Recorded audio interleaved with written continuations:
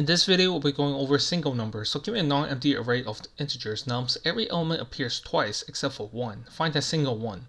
In the follow-up, could you implement a solution with a linear runtime complexity and without using extra memory?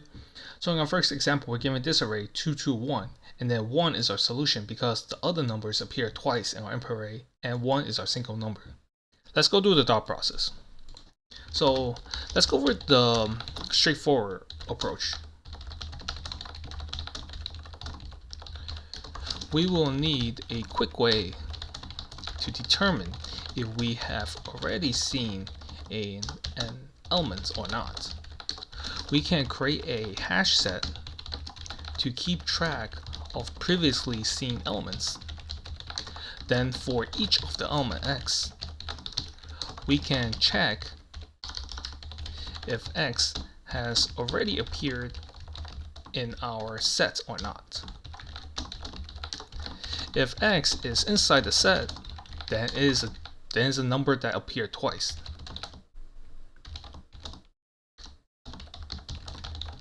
Appear twice, we can remove x from our set.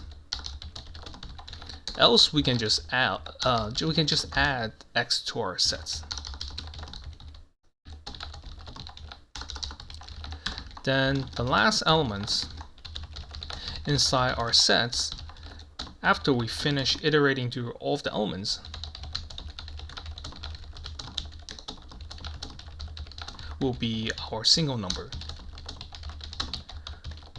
Now let's implement the follow-up approach, where we will implement a linear runtime complexity and without using any extra memory, because in this case we're using the time and space complexities of n. Now in the follow-up solution, we will need to use the concept of XOR. So let's first go over what is XOR. So if we have 0 XOR of 0, we get 1, and then we get 0 XOR of 1, we get 1, and then 1 XOR of 0, we get 1.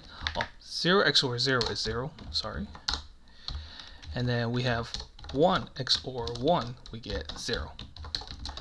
We can see that if both of the elements are equal to each other, we get a 0.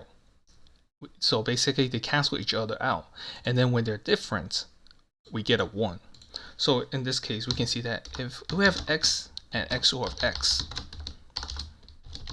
we get 0.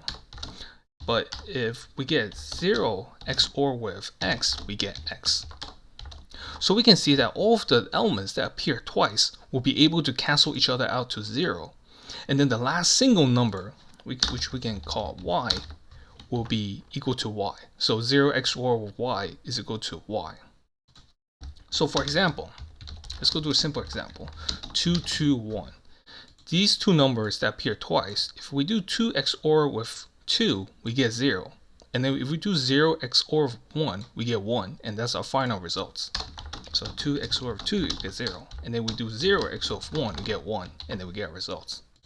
Now let's go over the pseudocode. So create a variable, results, to keep track of our single number. So initially it's going to be 0. Then we're going to iterate through the elements inside the imp array, denoted as x. Then we're going to perform results with set results to result XOR with x, and then we can just return results. Now let's go over the time and space complexity. For the time complexity is O of n, where n is the length of the imp array. This is because we visit each element once. And then our space complexity is O of 1, because we did not create in a data structure. Let's go over the code. So we're going to create a variable results to keep track of our single number. Then we're going to iterate through the elements inside the input array.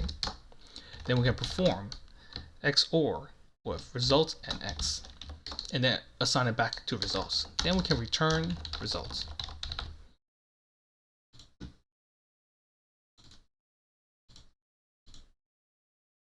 Let me know if any questions in the comment section below.